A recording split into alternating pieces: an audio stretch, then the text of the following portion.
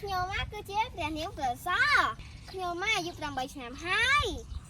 ខ្ញុំមកមានប្អូនស្រីម្នាក់អូនខ្ញុំមកឈ្មោះសិនដេរីឡា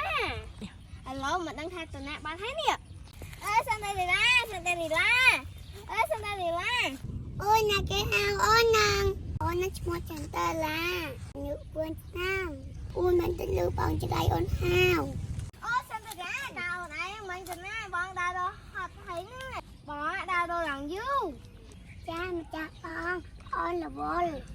បងរកអូននឹងចាអីអូយបងធ្លៀងក្រែមដល់ហើយអូនក៏ធ្លៀងក្រែមតាមម្ចាស់បងចាយើងអត់ក្រែមមកពីណាចាំបងសួរអ្នកបម្រើសិនដឹងមានអត់ទេ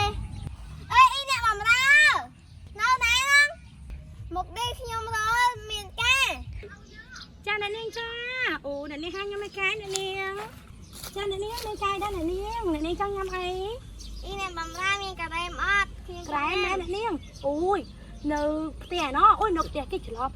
រៀវសិនដែរឡាអូយអ្នកនាងនៅវិមានយើងណោះអ្នកនាងតោះយើងទៅផ្សារទាំងអស់គ្នាតាមខ្ញុំមកកាត់ឲ្យអ្នកនាងញ៉ាំហើយយើងអ្នកនាងចេះអ្នកនាងប្រើសោះអ្នកនាងសិនដែរឡាបើយកទៅពុកជើងដូចអ្នកនាងអូយឆ្លោះបោះតិចអ្នកនាងម្ចាស់អូនចាំថាតាមម្ចាស់បងកកកខខ្លាអ្នកបម្រើមិនក៏ខយកក្រែមមកយើងមកយើងឯង have ចង់អីហើយអើយអ្នកបម្រើតើអ្នកនាងបានដើរតួធ្វើជាពនាងតិចប្រហែលដល់កណា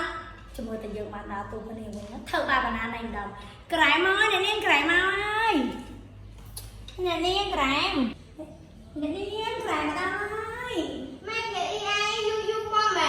អូអ្នកនាងក្រែមវាខកពេកខ្ញុំមកធ្វើតម្រង់ហើយអ្នកនាងតូចជួយពិសាសុខភាពមានទៀតហ្នឹងចាស់ត្រីអ្នកនាង